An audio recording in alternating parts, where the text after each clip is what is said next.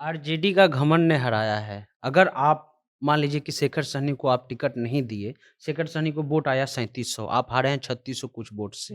ये वोट तो आपका है, आरजेडी का वोट है। एमआईएम से ज़्यादा वोट तो नोटा को आया है। एमआईएम यहाँ कोई फैक्टर नहीं था और ना एमआईएम के कैंडिडेट में वहाँ कोई ताकत था। अगर कोई भी मुस्लिम उम्मीदवार दूसरा कोई भी अगर खड़ा होता तो वो 2000-3000 वोट नॉर्मली ली ही आता है विधानसभा में। कुछ लोगों को, अपने गाँव के लोगों को तो ही कन्विंस कर ही लेता है वो। ऐसे एमआईएम कोई चुनाव में फैक्टर नहीं है। हमको ऐसा संजय सहनी को मिला है 4250 वोट और शेखर सहनी को मिला है 3700 वोट।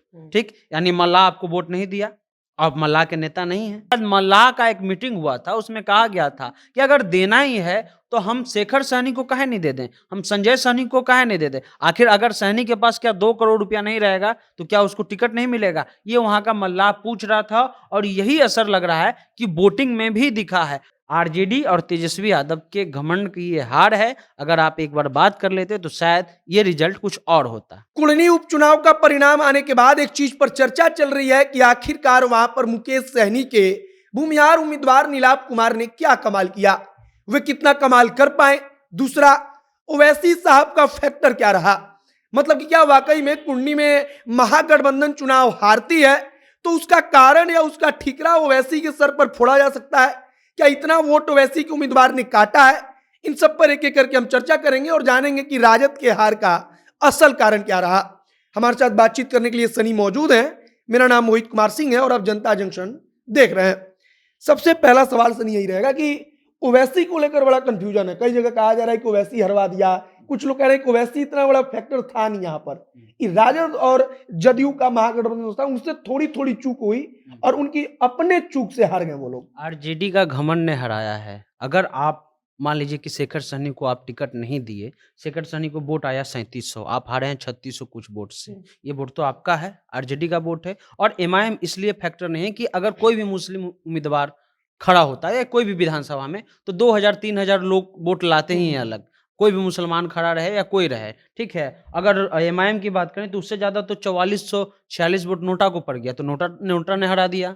ये एक नहीं, आपका जो कोर वोटर है, आपका जो अपना वोट है, जैसे कि शेखर सहनी, आप ठीक इसको टिकट नहीं दिया, आप बात कर लेते एक बार कि आप मेरा साथ दीजिए, अगले चुनाव में आपको देखा जाएगा, आने वाला भविष्य जो है आरजेडी महागठबंधन का है, आप मना लेते तो शायद ये मतलब स्थिति नहीं होती। मिसमैनेजमेंट हुआ और आपको ये घमंड है कि महागठबंधन हो गया है तो हम कोई भी चुनाव जीत लेंगे।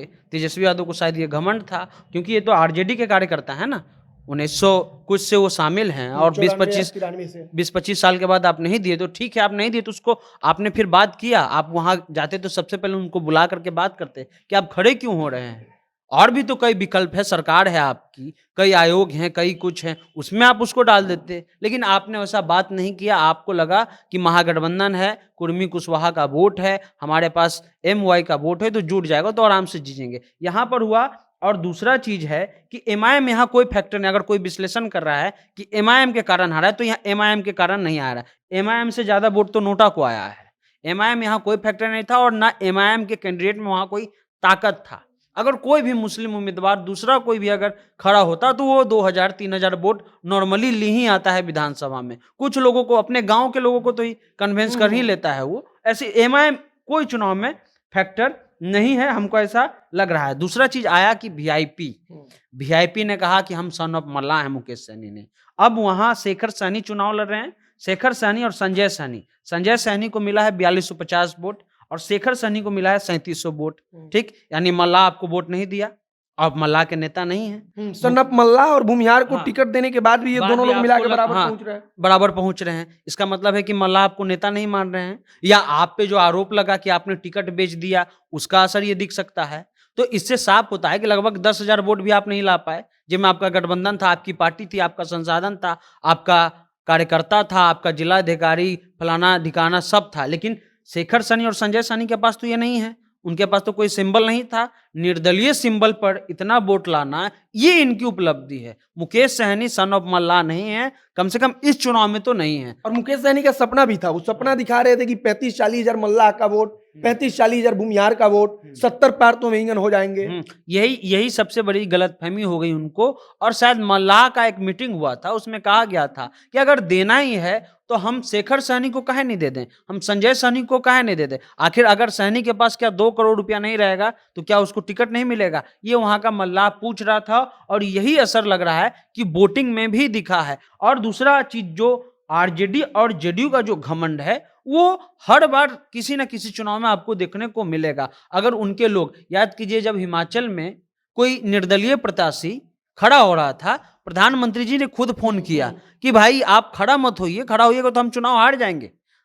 हिमाचल का अलग समीकरण है, आज कांग्रेस वहां जीत गई, लेकिन देखिए कि एक कार्य अपने विधायक के कैंडिडेट को मनाने के लिए प्रधानमंत्री फोन करते हैं। आप शायद तेजस्वी यादव सिर्फ फोन कर देते शेखर सहनी को कि देखिए भैया आप बैठ जाइए, हम आपको आगे के लिए हम कुछ व्यवस्था करेंगे, वो बैठ जाता। लेकिन आज वही वोट, ये 3700 वोट, ये पूरा आरजेडी का वोट है, ये शेखर सहनी का वोट है और एमआईएम कोई फैक्टर नहीं है। और दूसरी चीज ये है कि मुसलमान के मोहल्ले में जब हम गए, उन्होंने कहा कि ठीक है हमको बीजेपी को तो जिताना है नहीं, लेकिन हमको लगता है कि चलिए भाई हम इनको एमआईएम को वोट दें। लेकिन एमआईएम को वोट देने से हमको फायदा क्या है, वो सवाल पूछ रहे थे। कुछ कर तो नहीं पाएंगे। और जब वही विधायक विधानसभा में पहुंच जाएंगे तो जब मीडिया उनसे सवाल पूछेगी कि इस मसले पर आप काम नहीं करें, तो कहेंगे मेरी सरकार तो है ही नहीं, तो हम कैसे काम करेंगे। तो ये लोगों में प्रश्न होता है कि आखिर हम एक को जिताकर भेज भी दिए तो क्या कर लेगा? अख्तरुल इमाम अकेले क्या कर सकता है? कोई काम तो करेगा नहीं, कोई चीज तो पास नहीं करवा सकता है।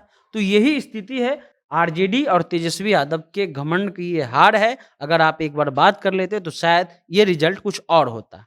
एक और बात कहा गया कि तेजस्वी यादव वहां पर जाकर इमोशनल करने की फिराक में लग गया कि लालू जी होश में आएंगे तो सबसे पहले इसका परिणाम पूछेंगे। कहा गया था कि इमोशनल कार्ड भी नहीं चला उनका। नहीं, अगर हम कहें तो ये शायद गलत हो जाएगा, क्योंकि यादव वोटर ने वोट किया है, इसमें नो डाउट है। और सबसे ज्यादा डर तेजस्वी को यादवों का ही था, इसलिए तेजस्वी को कहना पड़ गया कि यादव टूटने वाला नहीं है। कोई सोच रहा है यादव को, तो वो कहना चाह रहे थे खास करके मुसलमानों को और यादवों को कि अगर लालू यादव हमसे पूछते हैं तो कम से कम अपने कोड के बारे में तो हम बताएंगे ना कि हाँ मुस्लिम यादव वोट दिया और मुस्लिम और यादव नीतीश कुमार और लालू यादव के साथ इकट्ठा है। अगर कोई डैमेज किया है तो दलित वोटर डैमेज किया है। राजद का अपना जो मैनेजमेंट है पार्टी का, जो वहां पे जो संबंधित है, क्योंकि कई बूथ पर शेखर सहनी को यादवों ने भी हल्का हल्का वोट दिया है, लेकिन उनका बस दिक्कत ये था कि आप एक बार सिर्फ बात कर लेते तो ये रिजल्ट जो है वो महागठबंधन के अनुकूल हो जाती।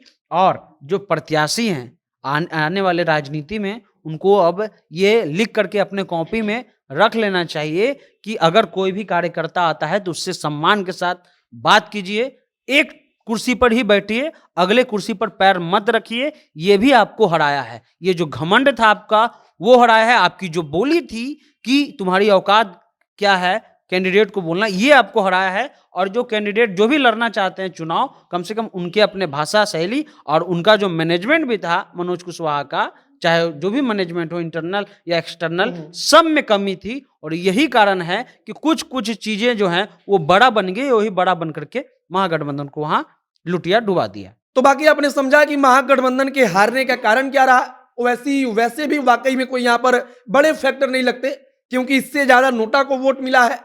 और दूसरी तरफ मुकेश सहनी की बात आती है तो मुकेश सहनी के साथ भूमिहारों का वोट भी जुड़ा, यह याद रखने वाली बात है। और उसके बावजूद 10,000 वोट नीलाभ कुमार को मिलता है। तो नीलाभ कुमार भी मतलब आप कह सकते हैं कि मुकेश सहनी व्यक्तिगत तौर पर या उनकी पार्टी कोई कमाल वहां पर खास नहीं कर पाई है। बाकी आगे तमाम जानकारी जनता के माध्यम से आप तक पहुंचती रहेगी। आप हमारे साथ बने रहिए। कैमरे से विशाल खड़े हैं और मैं मोहित कुमार सिंह। बहुत बहुत धन्यवाद।